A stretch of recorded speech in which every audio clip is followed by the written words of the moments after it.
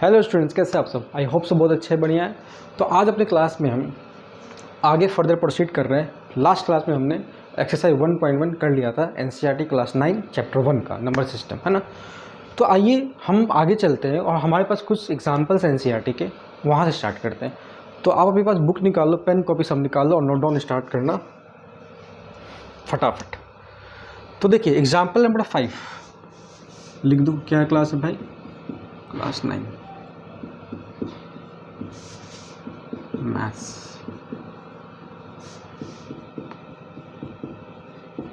चलो, तो देखो जो एग्जाम्पल नंबर 5 है उसमें कुछ नंबर्स दे रखे हैं, उसका डिवीजन भी करके कुछ डेसिमल नंबर फाइंड किया है।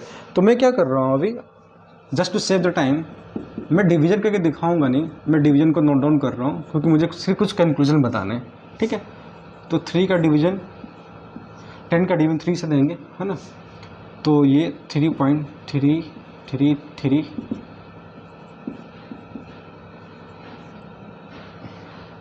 कितना बचेगा फिर से, ठीक है, यही आ रहा है। तो 1 2 3 4 लिखा, तो 1 बार 2 बार 3 बार और एक ये लास्ट कर लो यहाँ पे, ठीक है। एक और नंबर का लिखो 7/8 का है, तो मैं लिख देता हूँ नंबर्स यहाँ पे पहले 10/3 7/8। मैं डिवीज़न करके नहीं दिखा रहा हूँ इसलिए क्योंकि मुझे डिवीज़न करना नहीं सिखाना है, यहाँ पे मुझे कुछ कंक्लूजन सिखाना, इसलिए इस चीज़ को मैं डायरेक्ट यहाँ पे लिख रहा हूँ।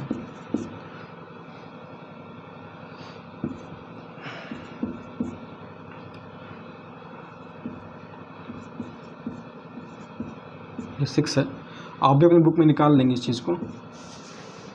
आपको सिर्फ देख के कुछ चीज़ समझना है यहाँ पे, ठीक है ना। 142857 डॉट डॉट डॉट, ठीक। तो 7 आ गया, उसके बाद 30 आ गया, 28 आ गया, फिर यहाँ 20 आ जाएगा, उसके बाद 14, फिर 60 56 40 35। अब यहाँ पे मैं ऐसा तो नहीं कर सकता हूँ कि इस नंबर का डिवीज़न, हालांकि इस नंबर का डिवीज़न सिखाना भी नहीं है, और मैं इतना तो मान के चलूँगा ही आपसे कि डिवीज़न तो आप सीख रखे हैं। अब ऐसा नहीं कि मुझे डिवीज़न भी सिखाना पड़ेगा। तो ये नंबर मैंने उतार दिया, सोल्यूशन भी उतार दिया, इसलिए क्योंकि कुछ कंक्लूजन्स को ही समझना है। तो देखो, अगर आप पहला 2-3 क्लास जो मैंने पढ़ा दिया उसको देख कर अगर आ रहे हैं आप, तो मैंने ये समझाया था कि जो रैशनल नंबर होता है, जो ये रैशनल नंबर होता है, अगर उस रैशनल नंबर के डेसिमल एक्सपेंशन की बात करें, रैशनल नंबर के डेसिमल एक्सपेंशन की बात करें तो 2 तरह का होता था बेसिकली। क्या क्या था वो? तो क्या तो रैशनल नंबर का डेसिमल एक्सपेंशन टर्मिनेटिंग होता था, टर्मिनेटिंग, या नॉन टर्मिनेटिंग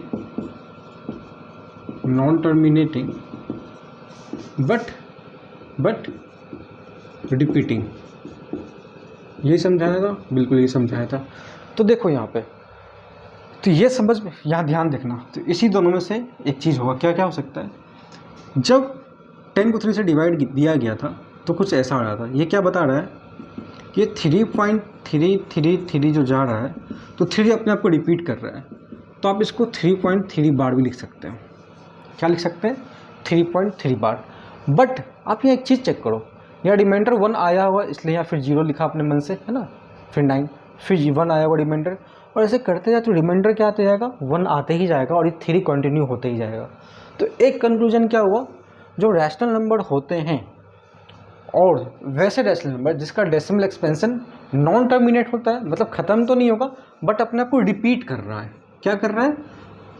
तो ऐसे डेसिमल, ऐसे फ्रैक्शंस का जो हम डिवीजन दे रहे हैं, तो वहाँ एक टाइप ऑफ रिमाइंडर कंटिन्यू आता ही जाएगा। ये कंक्लूजन होगा। क्या हुआ? एक सिंपली कंक्लूजन। तो यहाँ पर रिमाइंडर 1 1 1 आते ही जाएगा। ये एक कंक्लूजन हुआ, पहली बात। या क्या आ सकता है, रिमाइंडर कभी ना कभी 0 आ सकता है। तो रिमाइंडर किसका 0 आएगा? कैसे फ्रैक्शंस का रिमाइंडर 0 आएगा? ऐसे फ्रैक्शंस, मतलब ऐसे रैशनल नंबर का जिसका कि डेसिमल एक्सपेंशन क्या होगा, टर्मिनेटिंग होगा। कोई ख़त्म हो गया ना है, तो ये क्या हो गया, टर्मिनेटिंग। जिस रैशनल नंबर का डेसिमल एक्सपेंशन टर्मिनेटिंग होगा उसका रिमाइंडर क्या आ गया है, 0 आ गया है। एक ये कंक्लूजन हुआ, बिल्कुल हुआ ना कंक्लूजन। तो क्या बोला कि जिस रैशनल नंबर का डेसिमल एक्सपेंशन क्या आ गया है, टर्मिनेटिंग आ गया, उसका रिमाइंडर क्या हो गया, 0। जिस रैशनल नंबर का डेसिमल एक्सपेंशन नॉन टर्मिनेटिंग है बट रिपीटिंग है, उसका रिमाइंडर कैसा आ रहा था, बार बार अपने आप को रिमाइंडर रिपीट कर रहा था। क्या कर रहा था, रिपीट, जो कि यहाँ पे 1 फिर 1 फिर 1 फिर 1 फिर 1 यूँ आते जा रहा था, है ना, बिल्कुल। और एक देख लो, ये कैसा है, जब 7 से 1 को डिवाइड दिया गया तो 1 4 2 8 5 7 तक ही लिखा गया, क्योंकि इसके बाद फिर से 1 4 2 8 5 7 ही रिपीट होगा। इसको आप अगर यहाँ मैं क्वेश्चन को लिखूँ कि Q बराबर 0.142857, तो आप इसको ब्लॉक विद ऊपर बार दे सकते हैं। क्या मतलब है इसका, इसमें भी चेक करो आप, तो रिमाइंडर पहले क्या आया होगा, यहाँ 3, फिर क्या आया होगा 2, फिर क्या आया होगा 6, फिर क्या आया होगा 4, फिर क्या आया होगा 5, फिर क्या आएगा जो आ रखा है, फिर आगे चलेंगे तो फिर से मतलब ये नंबर मतलब क्या हो, फिर से 10 यहाँ स्टार्ट हो जाएगा अगेन। डैट मीन्स इसके बाद फिर से ये 1 4 2 8 5 7 स्टार्ट होना चालू हो जाएगा। एक चीज़ और देखना आप, यहाँ कितने नंबर, 1 2 3 4 5 6, और ये डिवीजर कितना है, जो डिवाइजर है वो 7 है, जबकि इसको बोलते हैं हम लोग स्ट्रिंग या लेंथ ऑफ पीरियड। क्या बोलते हैं, लेंथ ऑफ पीरियड। तो लेंथ ऑफ पीरियड, अगर लेंथ ऑफ पीरियड चेक करो तो लेंथ ऑफ पीरियड में कितने नंबर है, 1 2 3 4 5 6 नंबर्स आर देयर, जबकि डिवाइजर कितना है, 7। इसका मतलब ये हुआ कि ये भी कैसा हो गया, नॉन टर्मिनेटिंग बट रिपीटिंग, ख़त्म नहीं होगा बल्कि अपने आप को रिपीट करते जाएगा। तो एक कंक्लूजन आप ये भी निकाल सकते हैं कि जो क्वोशेंट में लेंथ ऑफ पीरियड का संख्या है जो कि 6 है, वो एक नंबर कम है किससे, डिवाइजर से, क्योंकि डिवाइजर कितना है, 7। तो ये भी बात ध्यान रखना कि डिवाइजर से, किससे, डिवाइजर से हमेशा जो रिपीटिंग ब्लॉक में नंबर प्रेजेंट है वो हमेशा एक कम होगा। कितना कम होगा, एक कम होगा। तो दीज आर सम कंक्लूजन्स जो आप नोट डाउन कर लें अपने साथ अभी तुरंत के तुरंत, कि जिस नंबर में सिर्फ रिपीटिंग हो रहा है, नॉन टर्मिनेटिंग बट रिपीट हो रहा है डेसिमल, उसके रिमाइंडर क्या हो रहे हैं, 1 1 1, कोई एक टाइप ऑफ नंबर कंटिन्यू होते जाएगा। एक बात ये भी था non terminating but repeating, but इसमें क्या था, सेम नंबर रिपीट नहीं कर रहा था, इसलिए इसका रिमाइंडर अलग अलग आ रहा था। तो एक बात ये समझ गए। दूसरी बात कंक्लूजन ये हो गई कि जो डिवाइजर होगा वो एक बड़ा होगा, किससे, लेंथ ऑफ पीरियड के संख्या से, या आप ये बोलिए लेंथ ऑफ पीरियड में जितने नंबर प्रेजेंट है वह एक कम होगा, किससे, डिवाइजर से, है ना। और जिस रैशनल नंबर का डेसिमल एक्सपेंशन टर्मिनेटिंग है, क्या है, टर्मिनेटिंग है, उसका रिमाइंडर 0 आता है। तो these are some very important conclusion, है ना। तो इसको मुझे समझाना था, ना कि डिवीजन करना सिखाना था, इसलिए मैंने डिवीजन को प्रेजेंट कर दिया था, बाकी कंक्लूजन मैंने सिखा दिया। तो इसको आप भी नोट डाउन कर लेंगे, कंक्लूजन्स को लिख लो अपने नोटबुक में, बहुत इंपॉर्टेंट है। तो चलते हैं आगे, इसे इरेज करते हैं। अगर इस बात में किसी को कोई कन्फ्यूजन है तो बच्चे मुझे बताएंगे कमेंट बॉक्स में। तो आगे क्या है देखते हैं।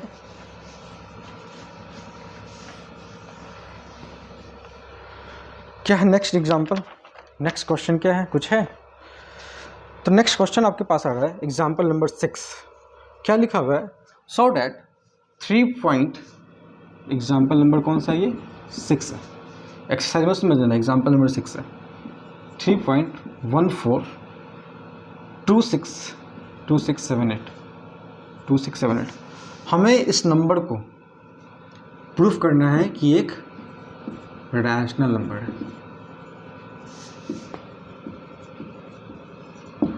है ना, और एक्सप्रेस करना है, बोल रहा इन अदर वर्ड्स इसे बताइए P/Q के फॉर्म में। तो देखो ये डेसिमल एक्सपेंशन, ये तो समझ में आ ही रहा है कि रैशनल नंबर है क्योंकि टर्मिनेटिंग डेसिमल एक्सपेंशन है, बट हमें इसे रिप्रेजेंट करना है P/Q के फॉर्म में। तो देखो आप इसको ऐसा लिख सकते हो, आपने डेसिमल्स हटा दिया तो क्या हुआ, 3142678, इसके बाद कितने नंबर, 1 2 3 4 5 6, तो 1 के बाद 1 2 3 4 5 6, हो गया खत्म, P/Q के फॉर्म में आ गया। किस फॉर्म में आ गया, पी बाई क्यू के फॉर्म में आ गया। और जिस नंबर को पी बाई क्यू के फॉर्म में रिप्रेजेंट कर सकते हैं वो क्या होता है हमारा, क्या होता है, रैशनल नंबर होता है। तो आप लिख देंगे 3.142678 can be represented as 3142678 upon 10 lakhs है ना, which is in the form of p by q where q not equals to 0 comma p and q are integers. That's it. तो हो गया एग्जाम्पल नंबर 6। बड़ा ही आसान है। आसान तब हो जाता है हमारा काम जब हम कंसेप्चुअल चीज़ों को लेकर चलते हैं। ठीक है, तो चलते हैं नेक्स्ट एग्जाम्पल पर। एग्जाम्पल भी करना है, क्वेश्चन भी करना है, कुछ नहीं छोड़ना है। एग्जाम्पल नंबर 7 में क्या गिवन है, बड़ा ही गंदा लिखा रहा है। एग्जाम्पल नंबर 7 में क्या गिवन है, क्वेश्चन ये है कि हमें सो डैट 0.333 इक्वल्स और यहाँ पे देखा डॉट डॉट डॉट प्रूफ करना है कि ये कुछ इस तरीके से गिवन है और हमें प्रूफ करना है कि इसे पी बाई क्यू के फॉर्म में एक्सप्रेस कैसे किया जाएगा, इसे दिखाइए इस बात को। तो देखो बड़े ध्यान से समझना है इस बात को, कुछ बेसिक कैलकुलेशन सिखाऊंगा वही देखना है। तो देखो आपको बेसिकली इस नंबर को इस फॉर्म में रिप्रेजेंट करना है। तो आप मान लीजिए इस नंबर को आप लिखिए लेट x इक्वल्स टू 0.3 बार, क्या बोलते हैं इसे बार। इस पॉइंट के बाद, इस डेसिमल के बाद कितने नंबर के ऊपर बार है, 1 के ऊपर। अगर 1 के ऊपर बार है तो आप बोलो 1 पे 0 दिया आपको, आपने क्या बोला, आपने 1 डेसिमल के 1 के बाद एक ही नंबर है जिस पे बार है, तो 1 पे है तो आपने क्या बोला, 1 पे 1 0 यानी कि 10 है। तो हमने क्या बोला कि मल्टीप्लाइंग बोथ साइड बाय 10। अगर दोनों साइड 10 से मल्टीप्लाई कर दे तो ये क्या बन जाएगा, x क्या बन जाएगा, 10x। और ये क्या बन जाएगा, इसको देख लो ध्यान से, किसी बच्चे को कन्फ्यूजन हो सकता है। तो 0.3 बार को हम कैसे लिख सकते हैं, 0.333 लिख सकते हैं। बेसिकली इसी को मल्टीप्लाई करना है या यू को इसी को करना था, तो इसको मैंने ऐसे दिखा दिया लिख के। तो अगर इसे मल्टीप्लाई करते हैं, यहाँ 10 है तो 1 पॉइंट तो यहाँ घसक के आ जाएगा, तो ये क्या बन जाएगा, कुछ ऐसा बन जाएगा, जिसको भी फर्दर आप कैसा लिख सकते हैं। इस रिपीटिंग के लिए हम क्या देते हैं, बार देते हैं। तो क्या बन गया वो 3.3 बार, 3.3 बार। ठीक, अब आप क्या करें कि 10x को तो यहाँ छोड़ दो, ठीक है ना। आप सोचो इस नंबर को इस तरह से ब्रेक करो कि ये वाला एक नंबर है जो कि ये x के इक्वल है, इसको, इस नंबर को इसमें से अलग करने की कोशिश करो। कर सकते हो आप, बिल्कुल कर सकते हो। कैसे, पहले इसको यहाँ देख लो एक बार। ये 3.3 बार को आप 3.333 लिख सकते हो, बिल्कुल लिख सकते हो। अगर मैं बोलता हूँ कि इस 3 में, इस नंबर में 3 को अलग करो और 0.333 को अलग कर दो और इस दोनों को जोड़ोगे फिर से तो यही आएगा, यानी कि 3 और इसको क्या लिख सकते हो 0.3 बार। और 0.3 बार कितना है हमारे पास, x गिवन है। तो मैं बोल सकता हूँ इस बात को कि मैंने क्या बोला, यहाँ मैंने 3 रखा और इसको मैंने अलग किया तो मैंने इसको बोल दिया 3 बार। ये कैसे आ सकता है, मैंने इसको यहाँ समझाया है। ये भी कैसे है, 10 पे मल्टीप्लाई करने से, 10 से मल्टीप्लाई करने से इस नंबर को 10 से किया तो कैसे आता है, ये भी समझा दिया। इस नंबर का वैल्यू कितना है यहाँ पर, x है। डैट मीन्स 10x अपने जगह पर है, 3 अपने जगह पर है, ये बराबर x है, तो इसकी जगह पे क्या रख सकते हैं, x रख दिया। ये 10 था हमारा, तो 10x अपनी जगह पर है, x उधर चला गया तो कितना हो गया -x, और 3 अपनी जगह पर है तो 10x - x कितना हो गया 9x, 9x बराबर 3। तो आप क्या कह सकते हैं कि x बराबर 3/9, 3 1 जा 3 3 जा, यानी कि x 1/3 आ गया। x हमने किसको माना था, 0.3 को, और 0.3 को लाना था किसके फॉर्म में, p/q के फॉर्म में। तो जिसको हमने x माना था वही x कैसा आ गया 1/3, जो कि हो गया p/q फॉर्म में आ गया। ठीक है, नेक्स्ट क्वेश्चन, एग्जाम्पल नंबर 8। आप इसको तो नोट डाउन करना ही करना, बाकी आप इसको नोट डाउन करना, क्योंकि मुझे पता है कुछ बच्चों को दिक्कत होता ही होता है कि ये कैसे आ रहा होगा कुछ कुछ बेसिक चीज़, है ना, कि 10 से इसको मल्टीप्लाई किया तो ये कैसे, तो इस चीज़ के बारे में मैंने यहाँ डिटेलिंग करके रख दिया है। तो आप नोट डाउन इसको भी करेंगे, साथ साथ इसके आगे इसको भी करेंगे। चलते हैं नेक्स्ट क्वेश्चन पे।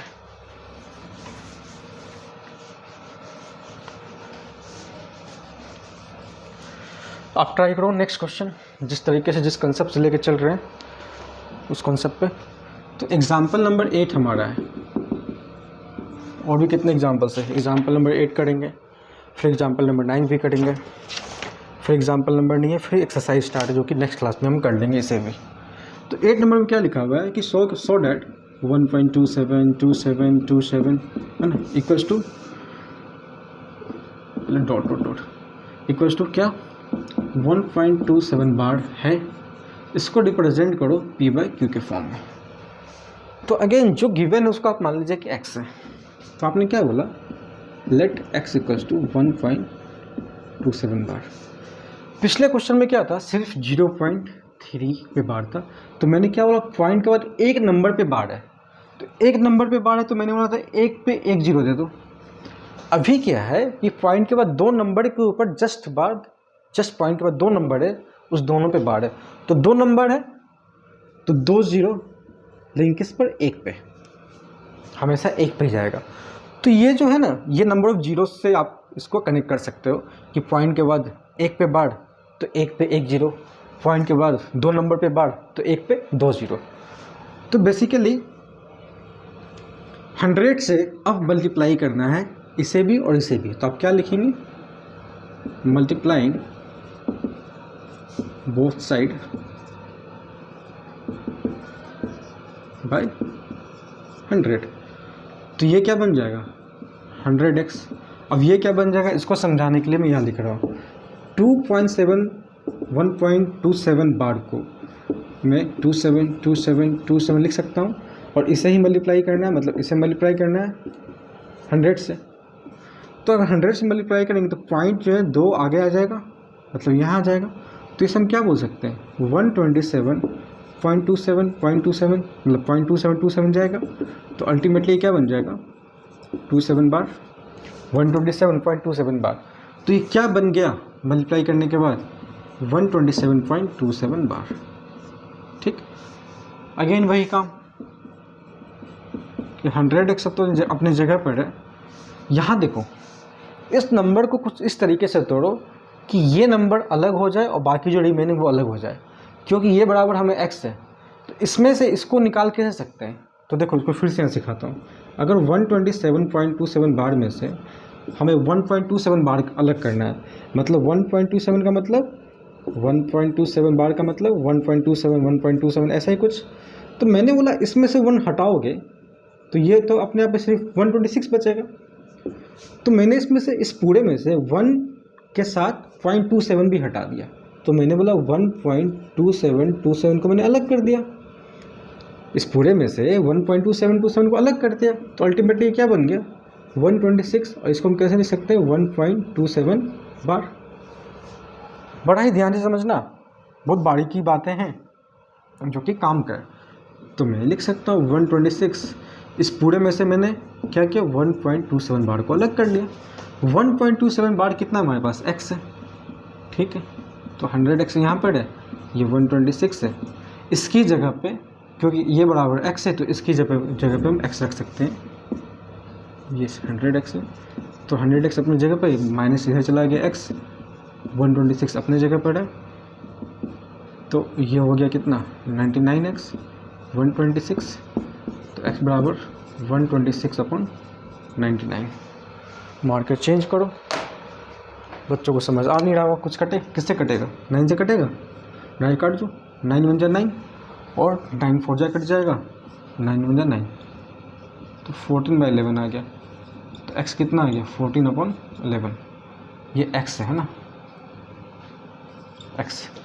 x मैंने माना था इस नंबर को और इसी नंबर को लाना था P/Q फॉर्म में, जिसको x माना था वही x बराबर इतना आ गया, जो कि हो गया P/Q के फॉर्म में रिप्रेजेंट।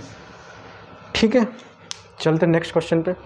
नोट डाउन करो इसे भी और इस बात को भी ये रिवीजन में बहुत काम देगा आपको इस चीज़ को समझने के लिए, कैसे कैलकुलेशन, कैसे एडिशन, कैसे क्या हुआ है। किसी भी एक चीज़ को आप अंडर एस्टिमेट नहीं करेंगे आप, है ना। रिवीजन में, एग्ज़ाम के टाइम में जब आप कॉपी पर लोड फ्लिप करोगे पेपर कि क्या क्या सर ने पढ़ाया था, तो ये सारी बात आपके काम के लिए। चलो नेक्स्ट क्वेश्चन क्या है। इस बार हमें एक नंबर दिया है, वो नंबर क्या है,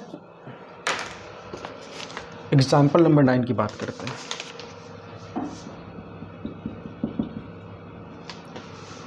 इस बार 100 डेट लिखा हुआ है 0.235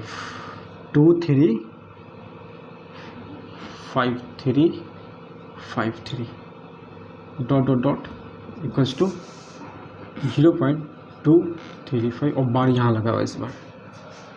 इसका मतलब ये 3535 और 35 ही रिपीट में जा रहा है, यहाँ पे 5 जाएगा। और इसे रिप्रेजेंट करना है P/Q के फॉर्म में। समझ गए बात? किस फॉर्म में?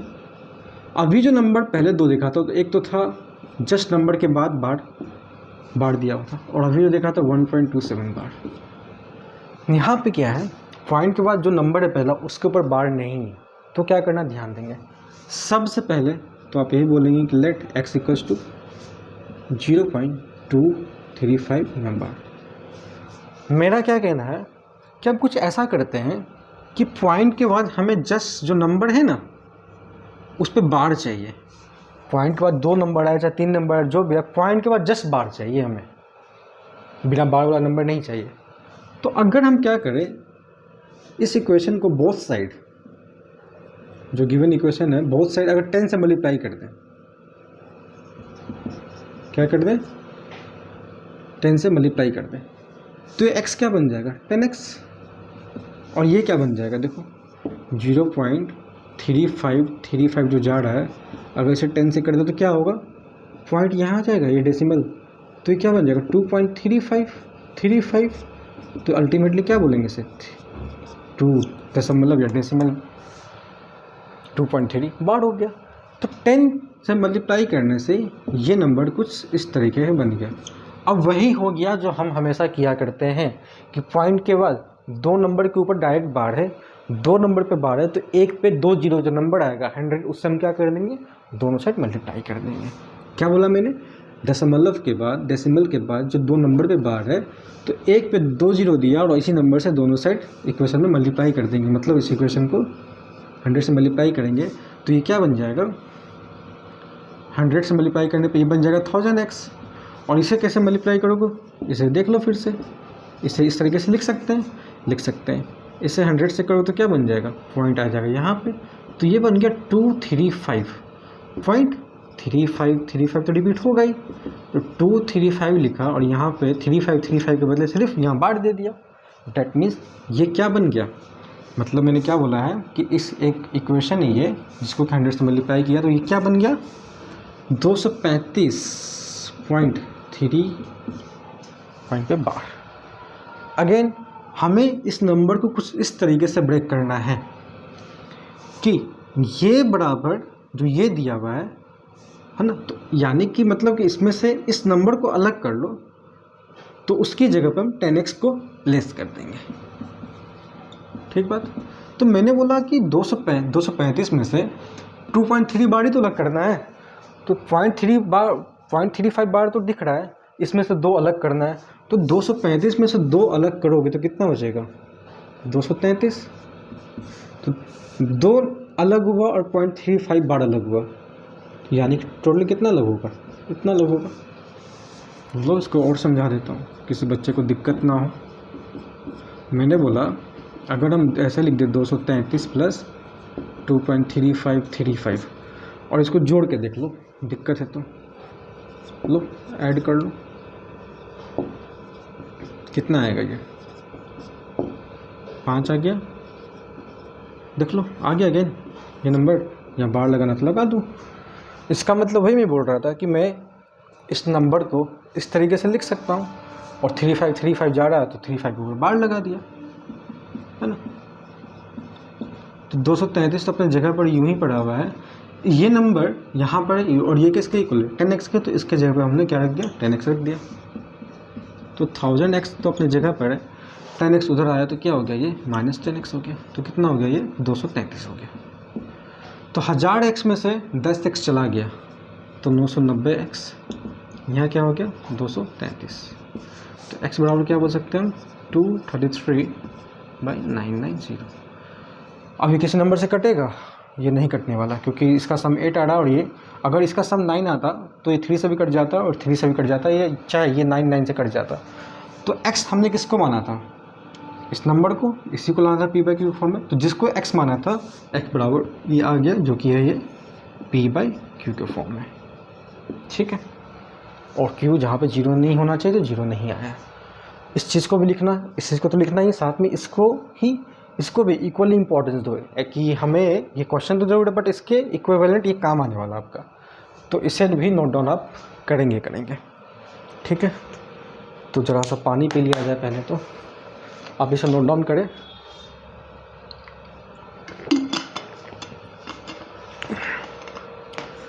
चलो बच्चे, मिलते हैं नेक्स्ट क्लास में, है ना, अपने नेक्स्ट एक्सरसाइज, जो कि हमारा कौन सा है एक्सरसाइज 1.3। तो मैं आपको एज ए होमवर्क भी दे रहा हूँ कि आप 1.3 ट्राई करेंगे, है ना, और फिर जो दिक्कत होगा उसे डिस्कस भी करेंगे। तो चलिए, इसी आशा के साथ कि आपको हर एक बात समझ में आया है, जिसको समझ में नहीं आया वो ध्यान से देखें, समझ में आ जाएगा।